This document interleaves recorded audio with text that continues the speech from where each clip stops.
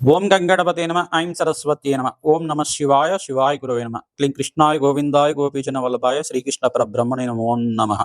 Yeah దేవీ సర్వభూతేషు మాతృరూపేణ సంస్థితాః నమస్తస్యై నమస్తస్యై నమస్తస్యై నమో నమః. శ్రీమాత్రే నమో నమః. క్రీం క్రీం మహాకాళికాయ నమో నమః. జయ గురు దత్తాత్రేయ నమ. గాయత్రీ పరంబికాయ నమో నమః. మాతృభ్యో పితృభ్యో ఋషిభ్యో గురుభ్యో నమో నమః.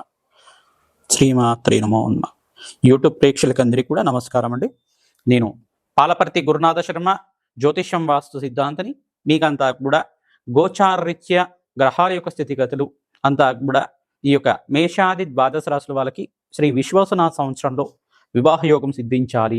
ఆ ఏ రాశి వాళ్ళని ఏ రాశి వాళ్ళు వివాహం చేసుకుంటే గనక శీఘ్ర వివాహ యోగం సిద్ధిస్తుంది, అసలు జాతక చక్రం అంతా కూడా వివాహ యోగానికి ఎటువంటి పరిష్కారాలు ఆచరించాలి, ఏ రాశి వాళ్ళని చేసుకోకూడదు అనేది తెలుసుకుంటే కనుక శీఘ్రంగా వివాహ యోగం సిద్ధించడానికి ఆస్కారం ఉంటుంది. అసలు కళ్యాణము అంటే జాతకరీత్యా ప్రధానంగా చూసుకుంటే ఈ యొక్క పూర్వజన్మలో చేసుకున్న పుణ్య ఫలితాన్ని అంతా కూడా ఆనందకరమైన జీవితం అంతా కూడా జీవించడానికి ప్రతి ఒక్క మానవుడంతా కూడా ప్రభావితం చేయడానికి వంశాభివృద్ధికి కారణమవుతుంది. ప్రధానంగా చూసుకుంటే వధూవరుల యొక్క వివాహం అంతా కూడా శీఘ్రంగా జరగడానికి కూడా ఆలస్య వివాహాలకి జరగడానికి కూడా దానికి ఒక కారకత్వాలు అనేది ఉంటాయి అన్నమాట. ప్రధానంగా చూసుకుంటే జన్మజాతకం వశాత్తు లగ్న చక్రం ప్రామాణికమైంది. ఎప్పుడైనా కానీ రాశిని చూసుకున్నా లగ్నాన్ని చూసుకున్నా ప్రధానంగా లగ్నం అనేది లగ్నం అనేది ప్రామాణికంగా చూసుకోవాల్సి ఉంటుంది.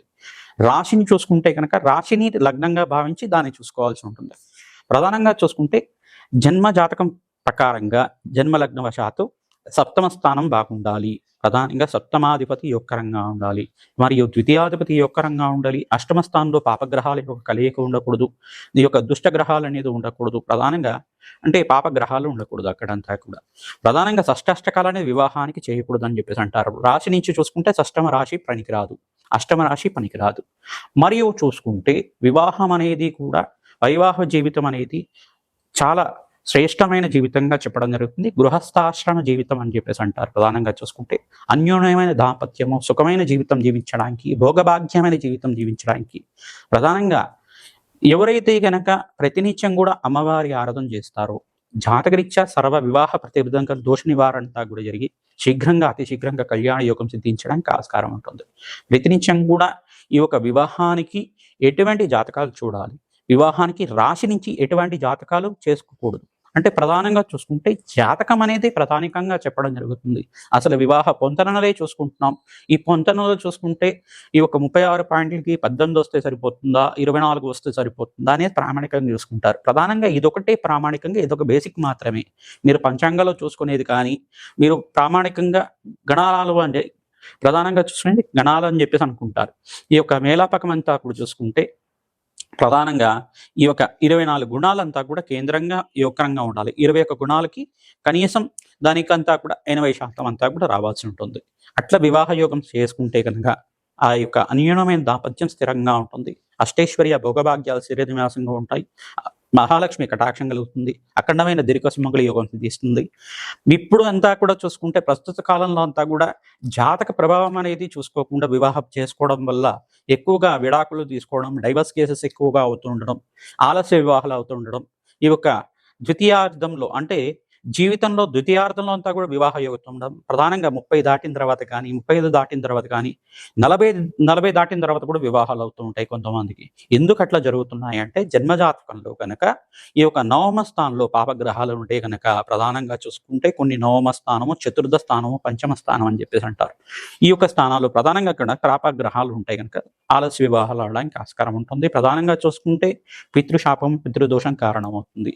మరియు ఇక్కడ ప్రధానంగా చూసుకుంటే కొన్ని దోషాలు అనేది ఉంటాయి అన్నమాట. కలత్ర దోషం అని చెప్పేసి, తర్వాత మాంగళ్య దోషం అని చెప్పేసి అంటే ఇక్కడ చూసుకుంటే అష్టమ స్థానాన్ని మాంగళ్య దోషం అంటారు. ప్రధానంగా చూసుకుంటే ప్రధానంగా జన్మజాతకంలో చూసుకుంటే పురుషుడికి అంతా కూడా బృహస్పతి యోగకరంగా ఉండాలి, గురుబలం బాగా ఉండాలి, మరియు శుక్రుడు కలత్ర కారకుడు అవుతాడు. ఈ యొక్క పురుష జాతకంలో చూసుకుంటే శుక్రుడు యొక్కరంగా ఉంటే కలత్రకారకుడు అవుతుంది. శీఘ్రంగా కళ్యాణ యోగం సిద్ధించడానికి ఆస్కారం ఉంటుంది. సప్తమాధిపతి, అష్టమాధిపతి, ద్వితీయాధిపతి, ఈ యొక్క పంచమాధిపతి యొక్కరంగా ఉండాలి. ఈ యొక్క దశ అంతర్దశలోనే వివాహం అవుతుంది. సప్తమాధిపతి ఒక దశలో వివాహ యోగం అవ్వచ్చు. కొంతమందికి పంచమాధిపతి యొక్క దశలో అంతా కూడా వివాహ యోగం అవ్వచ్చు. కొంతమందికి అంతా కూడా చూసుకుంటే లగ్నాధిపతి యొక్క దశలో అంతా కూడా, లగ్నాధిపతి అంతర్దశలో అంతా కూడా వివాహ యోగం అవడానికి ఆస్కారం ఉంటుంది. ప్రధానంగా వివాహ యోగం అనేది, వివాహ జీవితం అనేది అంతా కూడా శ్రేష్టమైన జీవితంగా చెప్పడం జరుగుతుంది. వంశాభివృద్ధికి కారణం అవుతుంది. జీవితం అంతా కూడా సాఫల్యం చేసుకోవడానికి ఆస్కారం ఉంటుంది. ప్రధానంగా చూసుకుంటే యజ్ఞ హోమాది కార్యక్రమాలు చేసుకోవాలంటే కనుక వివాహ యోగం చేసుకున్న వాళ్ళు మాత్రమే, దంపతులు మాత్రమే దీనికి అర్హులుగా ఉంటారన్నమాట. ప్రధానంగా చూసుకుంటే వంశాభివృద్ధికి కారణమైన ఈ యొక్క వివాహ యోగానికి ఏ రాశి వాళ్ళు ఏ రాశి వాళ్ళని చేసుకోకూడదు అనేది మాత్రమే ఇప్పుడు చెప్పడం జరుగుతుంది, విశ్లేషణ చేయడం జరుగుతుంది. మేషాది ద్వాదశ రాశుల వాళ్ళు ప్రధానంగా ఈ యొక్క మేషరాశి వాళ్ళని చూసుకుంటే ఈ రాశి వాళ్ళని చేసుకోకూడదు అని తెలిసిందనుకోండి. ప్రధానంగా మీకు అంతా కూడా ఎటువంటి జాతకాలు చూసుకోవాలి, దీని ప్రామాణికం అంతా కూడా ఏ రకంగా చూసుకోవాలి అనేది విశ్లేషణ చేసుకుంటే కనుక, జన్మ జాతకాన్ని పొంతలను చూసుకుంటే, కంపారిబిలిటీ చూసుకుంటే కనుక అందరికీ కూడా తెలుస్తుంది. ప్రధానంగా చూసుకుంటే మీ యొక్క జన్మ జాతకాన్ని అంతా కూడా ఈ యొక్క జత చేసి అంతా కూడా చూసుకోవాల్సి ఉంటుంది. వధువరుల జాతకం అంతా కూడా చూసుకొని విశ్లేషణ చేసుకొని ఇద్దరు జాతకాలంతా కూడా చూసిన తర్వాత మాత్రమే వివాహానికి యోగకరంగా ఉంటుంది. ఈ యొక్క ప్రధానంగా మీరంతా కూడా చూసుకొని జాతకాన్ని చూపించుకున్న తర్వాత వివాహానికి అంతా కూడా మీరు చేసుకుంటే గనక ఆ యొక్క దాంపత్యం అంతా కూడా సుఖవంతంగా అష్టైశ్వర్య యోగంతో శీఘ్రంగా సంతాన యోగం సిద్ధించడానికి, అన్యూనమైన దాంపత్యం జీవించడానికి, స్థిరకాలం అంతా కూడా ఆ దాంపత్యం స్థిరంగా ఉండడానికి ఆస్కారం ఉంటుంది. ప్రతినిత్యం కూడా మంగళగౌరి దేవి ఆరాధన చేసుకోవడం, సువాసిని అక్షయ విధానం చేసుకోవడం, శివపార్వతుల కళ్యాణం ఆచరించడం, సుబ్రహ్మణ్య స్వామి కళ్యాణం ఆచరించడం వల్ల అతి శీఘ్రంగా కళ్యాణ యోగం సిద్ధించడానికి ఆస్కారం ఉంటుంది. మీ జాతకంలో వివాహ యోగం ఎప్పుడవుతుంది, ఏ రకంగా శాంతి పూజలు ఆచరిస్తే కనుక వివాహ యోగం సిద్ధిస్తుంది అనేది మమ్మల్ని సంప్రదిస్తే కనుక మీకు అంతా కూడా విశ్లేషణ చేసి దానికంతా కూడా పరిష్కారం చెప్పడం జరుగుతుంది. శీఘ్రంగా వివాహ యోగం సిద్ధించాలి అని చెప్పేసి అంటే కనుక ప్రతినిత్యం కూడా అమ్మవారికి పసుపు కొమ్ములతో మీరంతా కూడా మాలని వేసుకోవడం అష్టైశ్వర్య యోగం సిద్ధించడానికి ఆస్కారం ఉంటుంది. పసుకొమ్మల మాలంతా కూడా అమ్మవారి మెడలో హారంగా చేసి మీరంతా కూడా ఈ యొక్క అలంకరణ చేస్తూ ఉంటే కనుక ప్రతినిత్యం మంగళవారం, గురువారం, శుక్రవారం రోజున ఈ యొక్క పసుకొమ్మల మాలనంతా కూడా హారంలాగా చేసి వేస్తూ ఉంటే కనుక అతి శీఘ్రంగా కళ్యాణ యోగం సిద్ధించడానికి ఆస్కారం ఉంటుంది. ఆడిచిన పసుపుని కానీ, ఆడిచిన కుంకుమ కానీ దేవాలయ ప్రాంగణంలో దానంగా ఇస్తూ ఉండాలి. మంగళవారం రోజున కానీ, శుక్రవారం రోజున కానీ, గురువారం రోజున కానీ, ఆదివారం రోజున కానీ ఈ యొక్క పసుపు కుంకుమ అంతా కూడా దానంగా ఇస్తూ ఉండాలి దేవాలయ ప్రాంగణంలో. తద్వారా శీఘ్రంగా కళ్యాణ యోగం సిద్ధించడానికి ఆస్కారం ఉంటుంది. మేషాది ద్వాదశ రాశుల వాళ్ళు వివాహ యోగానికి ఏ రాశుల వాళ్ళని చేసుకోకూడదు అంతా కూడా ఇప్పుడు విశ్లేషణ చేయడం జరుగుతుంది, అంతా కూడా తెలుసుకుందాం. కన్యా రాశి జాతకులకి ఏ రాశి జాతకులు అంత అనుకూలత కాదు, ఏ రాశి జాతకులని చేసుకోకూడదు అనేది తెలుసుకోవడం జరుగుతుంది. అంటే రాశిని ఏ రాశి వాళ్ళకి చేసుకోకూడదు అనేది తెలుసుకుంటే కనుక శీఘ్ర కళ్యాణ యోగం సిద్ధించడానికి ఆస్కారం ఉంటుంది. ప్రధానంగా చూసుకుంటే ఇప్పుడు చెప్పేదంతా కూడా ఈ రాశి వాళ్ళని చేసుకోకుంటే చాలా మంచిగా ఉంటుంది. మీకు అంతా కూడా జీవితం ఆనందంగా ఉండడానికి ఆస్కారం ఉంటుంది. యోగం అనేది మిత్రత్వం కుదరదు అన్నమాట కొన్ని రాశుల వాళ్ళకి. అందుకని చెప్పేసి కన్యా రాశి జాతకులు చేసుకుంటే ఈ యొక్క కన్యా రాశి జాతకులని వివాహం చేసుకోకుండా ఉంటే గనక శీఘ్రంగా మీకంతా కూడా ఆనందంగా ఉండడానికి ఆస్కారం ఉంటుంది. కొన్ని ప్రత్యేకమైన స్థానంలో నక్షత్ర భేదాలతో కానీ పాద భేదాలతో కానీ వివాహం చేయొచ్చు అని చెప్పేసి అంటూ ఉంటారు. కానీ ఎక్కువ శాతం అంతా కూడా స్వరాశిని చేసుకోకుండా ఉంటే గనక మంచిగా ఉంటుందని చెప్పేసి చెప్పడం జరుగుతుంది. మరి సప్తమ స్థానాధిపతి అయిన సప్తమ రాశి అయిన మీనరాశి కూడా అంత అనుకూలత కాదు. ఎందుకంటే రాశి సమసప్తక వీక్షణ ఉంటుంది, సమసప్తకాలు అని చెప్పేసి అని అంత యొక్కరం కాదు. మిత్రత్వం అనేది ఉండదు. మిత్రత్వం కుదరకపోతే గ్రహమైత్రి కుదరదు. తద్వారా వివాహం ఆలస్యం అవడం కానీ జరుగుతూ ఉంటుంది. పరస్పరం న్యూనత లేకపోవడం, ప్రేమ అనురాగాలు లేకపోవడం, పరస్పరం గొడవలు అవుతుండడం, ఆర్థికమైన సమస్యలు రావడం, అప్పుల బాధలు ఎక్కువ అవుతుండడం, వ్యాపారంలో నష్టాలు రావడం, ఇంట్లో చికాకులు ఎక్కువగా ఉండడం, మనశ్శాంతి లోపం ఉండడం ఇట్లాంటివి జరుగుతూ ఉంటాయి. ఇటువంటి ప్రభావాలంతా కూడా ఉండడం వల్ల ఈ యొక్క మీనరాశి జాతకులు కన్యారాశి జాతకులను చేసుకోకూడదు, కన్యారాశి జాతకులు మీనరాశి జాతకులను చేసుకోకూడదు. పరస్పరంగా కొంచెం మిత్రత్వం కుదరదు అనమాట. అందుకని చెప్పేసి సమసప్తకాలు యోగకరం కాదు అని చెప్పేసి చెప్పడం జరుగుతుంది. మరియు షష్టమ స్థానం అంతా కూడా అంత యోగకరం కాదు. షష్టమ స్థానం ఏమవుతుందంటే కుంభరాశి అవుతుంది. కన్యారాశి జాతకులకి కుంభరాశి జాతకులు కూడా అంత యోగకరం కాదు. ఈ యొక్క 6వ స్థానం షష్టాష్టకాలు పనిచేయవు. అందుకని చెప్పేసి యోగకరం కాదు అని చెప్పేసి చెప్పడం జరుగుతుంది. కన్యా రాశి జాతకులు 8వ స్థానం ప్రధానంగా చూసుకుంటే 8వ స్థానం అంతా కూడా మేషరాశి అవుతుంది.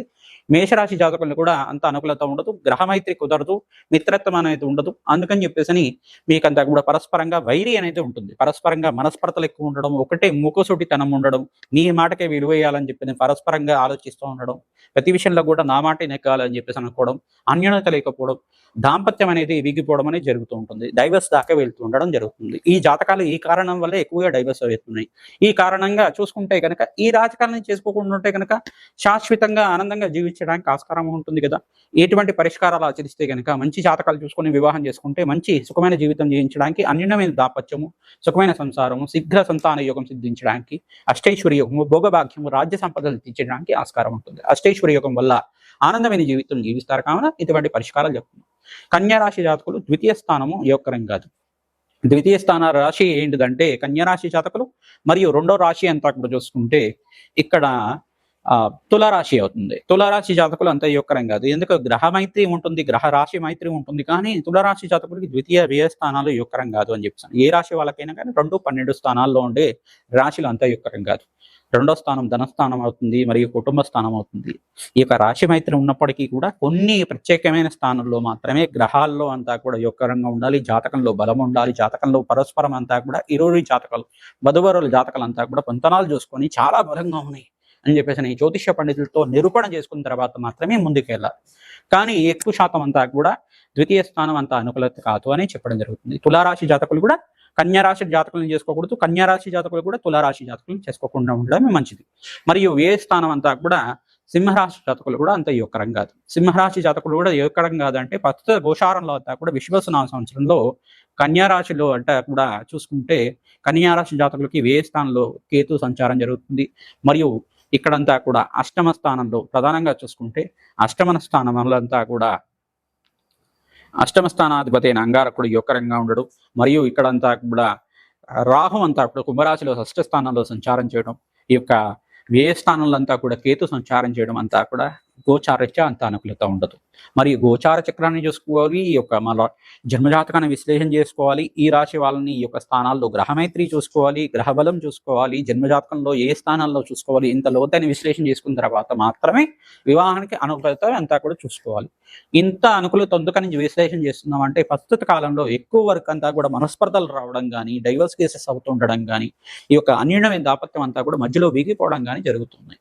ఇటువంటి బాధలంతా కూడా లేకుండా ఈ విశ్లేషణ చేసుకుంటే మీరంతా కూడా ఈ జాతకులు కాకుండా మంచి జాతకాలు చూసుకుంటారు కదా. అందుకని చెప్పేసి ప్రతినిత్యం కూడా మీరు చేయవలసిన పని ఏంటంటే అమ్మవారి ఆరాధన ఎక్కువగా చేయాలి, పరమేశ్వరుడు ఆరాధన ఎక్కువ చేయాలి, సీతారాముల కళ్యాణం ఆచరించడం, వెంకటేశ్వర స్వామి వారి కళ్యాణం తరచుగా చేసుకోవడం, పుణ్యక్షర దర్శనం చేసుకోవడం, ఈ యొక్క కాలభైరవ శాంతి హోమాది కార్యక్రమాలు, బగ్లామకి శాంతి హోమాది కార్యక్రమాలు, ధూమావతి శాంతి హోమాది కార్యక్రమాలు తరచుగా చేసుకోవడం వల్ల, మాతంగేశ్వరి ఈ యొక్క రాజశ్యామల యజ్ఞాది కృతులు ఆచరించుకోవడం వల్ల అఖండంగా మీకంతా కూడా అతి శీఘ్రంగా కళ్యాణ యోగం సిద్ధించడానికి ఆస్కారం ఉంటుంది.